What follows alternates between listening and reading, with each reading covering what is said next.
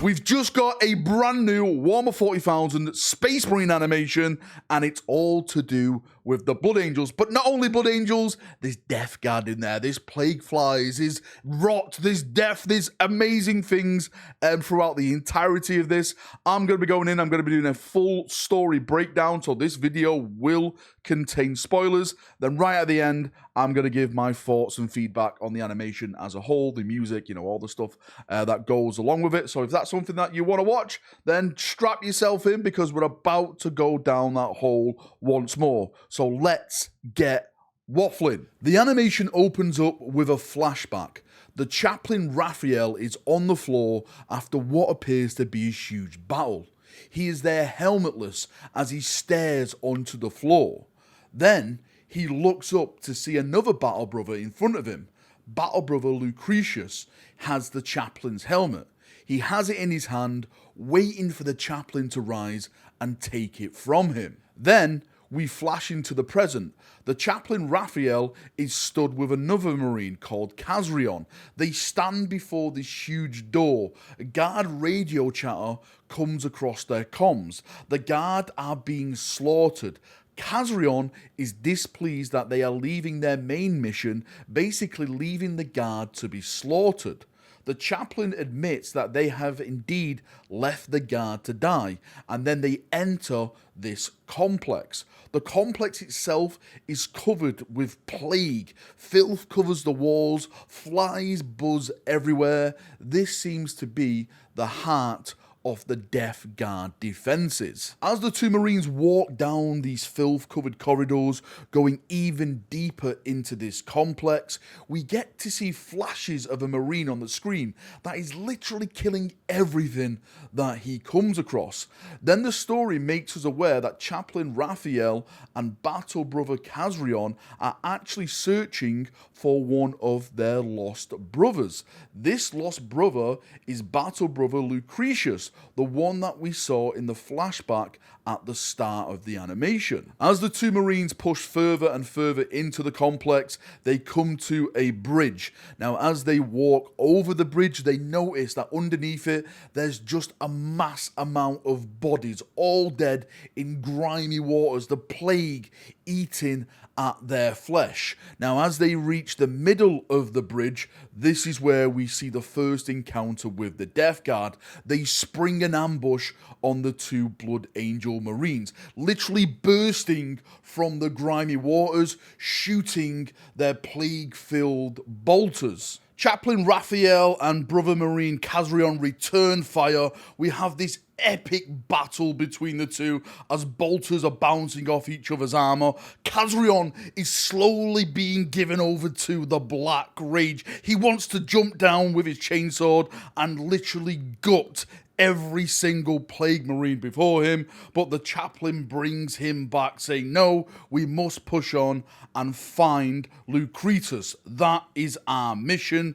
They quickly throw a grenade down into the pile of Death Guard. That explodes. It gives them time then to get off the bridge and go further into the complex. After they make their way off the bridge, Kazarion notices that Rafael is injured. He's not fully fit to fight along the way. He's slowly holding his side. He actually scans him like with an auspex and stuff, and he sees his injuries. He's literally dripping from blood. Now, we know he doesn't die because this is a prequel, and we know he's in the main Blood Angel stuff. So I was like, okay, well, he's not going to die. He's literally just not fully fit to fight. It's all really going to be down to Kazarion going forward from this point. And then on the auspex they have, they actually pick up the signal of Brother Lucretius, so they know he is still alive, and they head in that general direction to find their lost battle brother.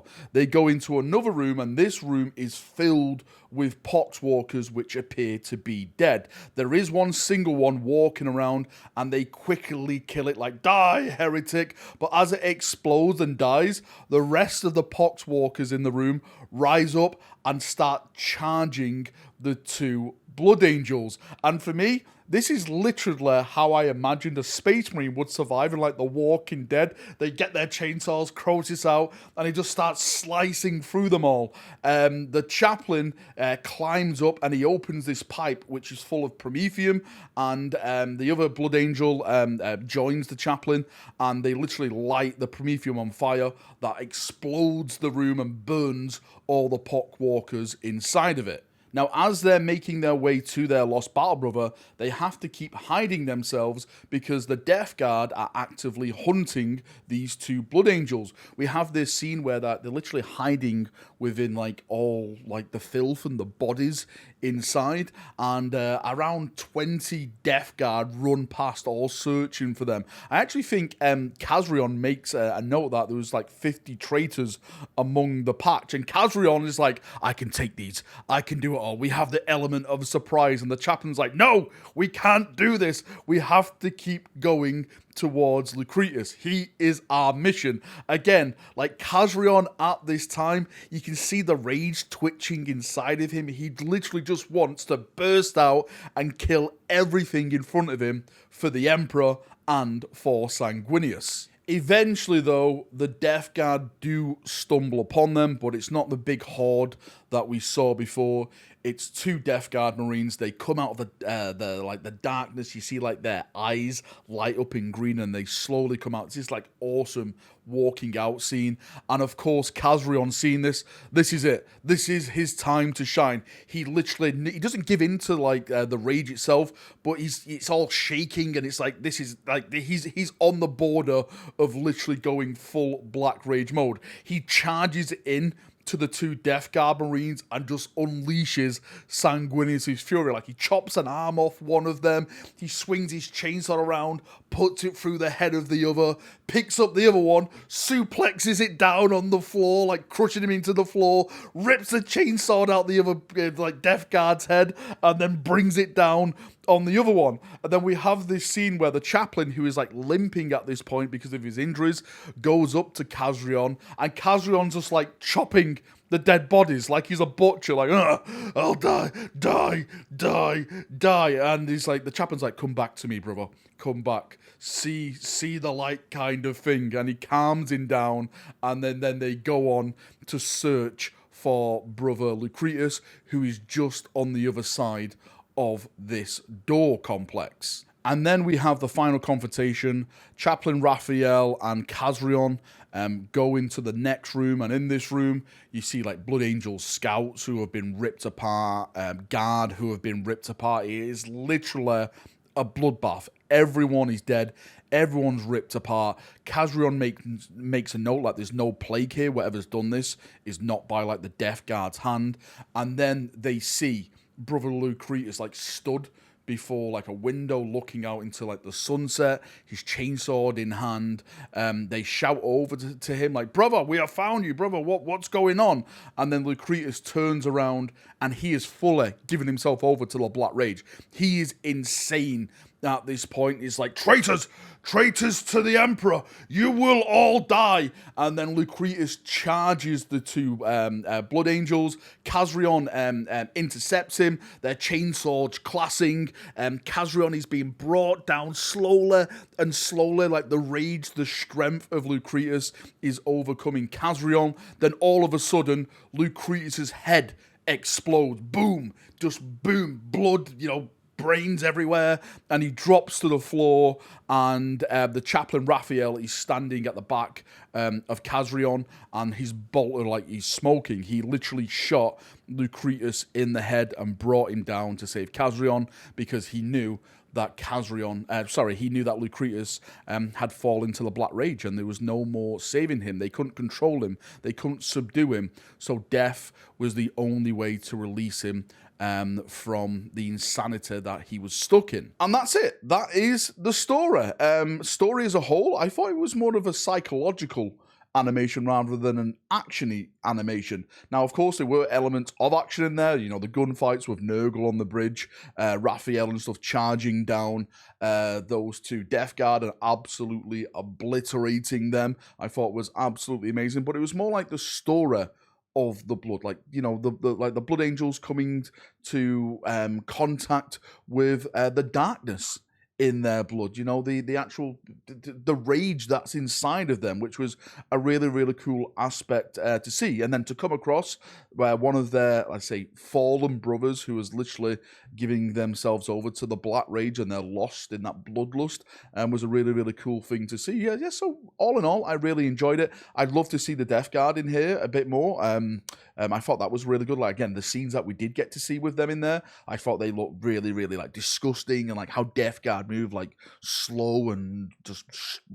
big and strong kind of thing, if that makes sense to any Death Guard plays. But yeah, I loved it all. I wish there was a little bit more action in there, but again, I think the story they were trying to tell was more of a personal story of the Blood Angels, and, you know, that kind of showing that other side to the Blood Angel rather than just let's get a chainsaw out and cut off your head kind of thing. The movements in the animation I thought were fluid, a lot more fluid than the previous Angels of Death animations. I think they definitely have improved on that. The music was absolutely fantastic. It hit at the right notes at the right time. So the composer who did this, I think he's called Jonathan, if I'm not mistaken. Fantastic job to you. Some of the sounds in there, a bit 50-50. I'm kind of torn on the bolter sounds. For people who have watched this over on Warhammer TV, and probably at the start of the video when you hear some of the bolter sounds, what do you think of the bolter sounds? It's like the kind of oof, oof, oof. Should it be more of a boom, or do you think that's the right type of context that GW given us for the bolters to be sounding? But all in all, really, really, really did enjoy this. It's probably one of my favorite animations that Games Workshop have done. Actually, the Angels of Death series is probably one of my favorite series that Games Workshop has done. The only feedback I can really give on the Angel Death as a whole, I really wish they would stop focusing on the Blood Angels. As much as I love this animation, right? I'll hold my hands up, I thought it was great.